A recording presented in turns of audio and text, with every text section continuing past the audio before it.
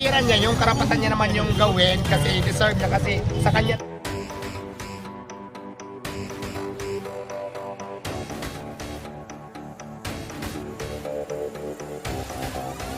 Yan naman lahat yan, hindi naman akin yan eh.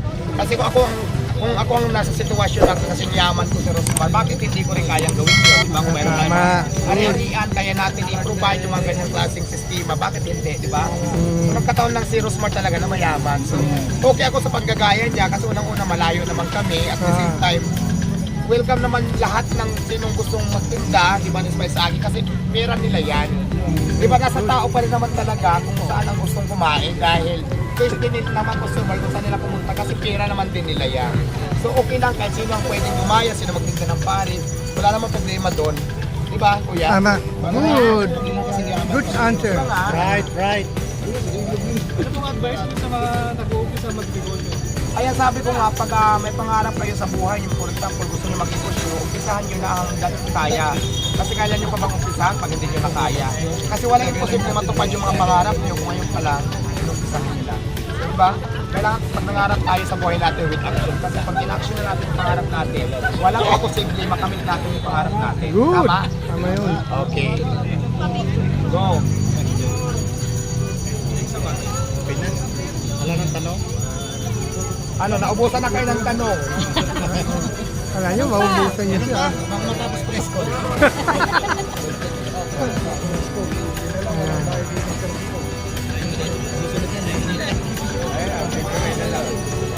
Ayan, after ng interview natin na magtatrabaho na ako. After ng kung may interview na naman, siyempre kailangan din natin. Okay mo lang din. Ayan, mga lodi. Ayan, mga katumulmol, no? Ayan, ano natin. Nandito tayo ng mga lodi sa Diwata Farm. Kita niya, marami, no? At iba't ibang lugar naman. Saan sila pumupunta. Ayan, nagpa-picture pa, mga lodi.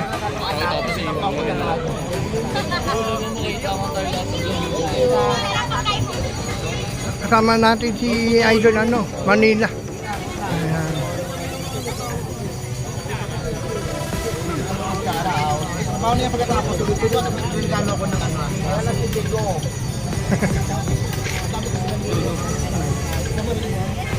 Yun naman yung pwede mo talaga na. Sama tayo sa big. Para may kasama si Diego. Ayan na, mga lodi. Nakakuha na tayo kay... I-upload natin sa Kamulmol Vlog, mga lodi.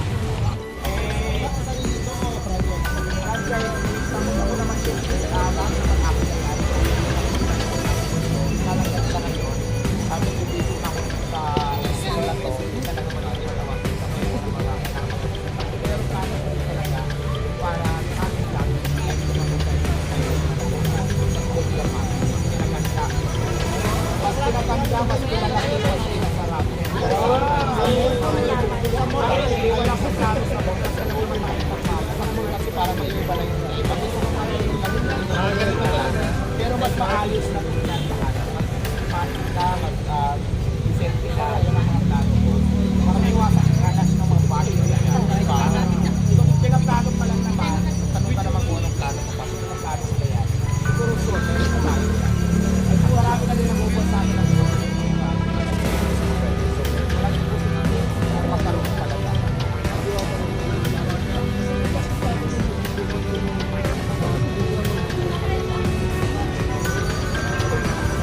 Ay, siguro nakakataon lang yun. Doon yung saan. Actually, hindi ko talaga trabaho.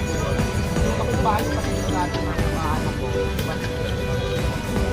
Parang may tapo nila yun. Wala na pagbahay. Ako naman tayo mamakit. Mga isinagura tayo. Ang tinatin di atin. Pero kasi TikTok na naman yung sisipin tayo. Okay naman. Magpabuhay yung mga viewers. Pero naiyak ako Kasi doon, diba? ah. Kasi diba? Pero mas malala pa nga dyan ang mga dinanas ko sa buhay.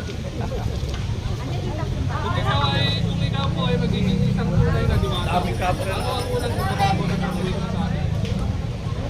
Pagbabago. Parang kailangan ko pa magiging kung magiging ako ng tunay. Ano yung unang pagbabago na gagawin mo sa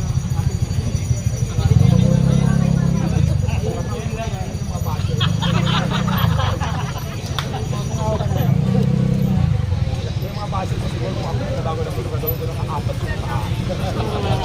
Ano pala masasabi Gagawin ko ko na sa'yo ngayon? butterfly.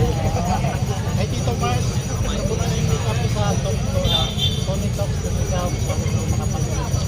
Sino yun? Si Tito Mars, yung nagkawag baso mo.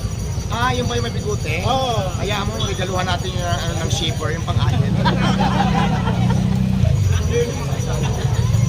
Sa mga pelikula ba ni Mr. Watang or mga teleserye, may aabang ka pa kami sa inyo? Ay yes, abangan nyo ako sa Batang Quiapo as Preda. Naku, kaabang-abang talaga yung Batang Quiapo ko. Hindi pa naman palabas pero siguro itong ano na. Abang-abang lang kayo itong week, baka ipalabas na yung mga taping namin ng mga nakaraan. So yun, Kano ikaw tatagal sa Masang? hindi ko alam, tatanggalin na ba ako bukas ko?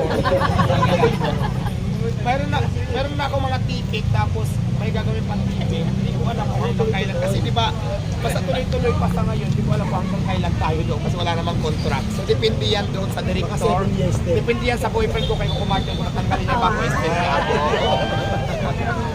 Boy, ano ba si Coco Martin? Siloso ba? Paano yung pag may lumapit na lalaki? Siloso yung boy ba? Si Coco Martin. Parang feeling ko hindi ko siluso lang sa pakialam sa akin. Take for granted ka. Ako parang ganun. Ano pa? Tanong lang. Wala ka bang balak tumakbo sa politika? Ngayong mga sikat na sikat ka na? na nakausap mo yung Wala pa. senador sa Pilipinas? Ay, ang sarap ng feelings na makausap ng isang senador, di ba? Dahil galing talaga ako kahapon sa Senate, nakausap ko si Senador Francis Tolentino. Senator Francis Tolentino. Mabait siya. At saka binigyan ako ng gamit. Tapos, basta, mabait. At least malaking karangalan yan para sa akin. Di ba dati, ang hirap pumasok sa Senate naman talaga. Tapos ako bigla ako nakapasok dahil pinapasok niya. So doon, ang saya nun, parang first time in my history na talagang pinatawag ako ng isang senador para kausapin. Di ba? Kahit naman sino magiging proud. So maraming salamat pala siya sa iyo, Senador Francis Tolentino. Sa mga gusto mong magregalo ng ganit sa'yo, pakisabi mo na ano pong size ng mewak nyo? Ay, wag na, para naman tayo ng lilimos lang. Pero kung may gusto magbigay dyan, ang size ko po ay 31 yung aking balakang. Si Sapatos. Ang sapatos ko ay 41. At ang liig ko ay walang size. At saka sa lahat ng mga nagbibigay na regalo, naku, sabi nila, pag nagbigay ka ng mga blessings, sabi ko, hindi ka na ito mas malaki, magpasalamat ka. Feeling ako tumanggap sa lahat kung sino magbigay niya ng blessing, lalo na pag pera, di ba? Magprangkahan na tayo. Kaya baka naman, wala ka nung luwag lang. Sorry lang. Para tayo nang nilimutan ba? Pero gaano katotoo na may relasyon kayo ni Alvin TV? Totoo, actually buntis na lang ako 3 months. Hindi itsos na ako kaya nagjuwan ni Alvin. Hindi si Alvin, dito ko lang din siya nakilala. Tapos nakasama ko siya sa travel ko sa Jinsan. Mabait naman siya at the same time inedit niya yung mga vlog ko. Tapos binidyohan niya ako as a videographer. Mabait naman siya, kaya para sa amin kami ni Alvin, okay naman kami. Pero yung relasyon na mag-joke, ang layo naman kasi hindi ganyan naman tayo kung lalaki. Talaga ba, gwapo mga yata ako kay Alvin. Hindi ko mansin. Ano kami gawa ng issue. Si Alvin talaga hindi ko tayo. Sabihin niyo na akong juicy, wala akong pakialam. Hindi ganun kay Alvin yung matipong lalaki, for your information. Saring, Kung magiging tunay na babae ka sa isang araw, ano yung gagawin mo? Oo, yun ang inaabang ko. ano pa? Ano pa ba, Chi? ano ba ba? Pabunak, kid. Diyos ko. Kasi dito kay buong araw. Alam niyo ba magpabuna, di ba?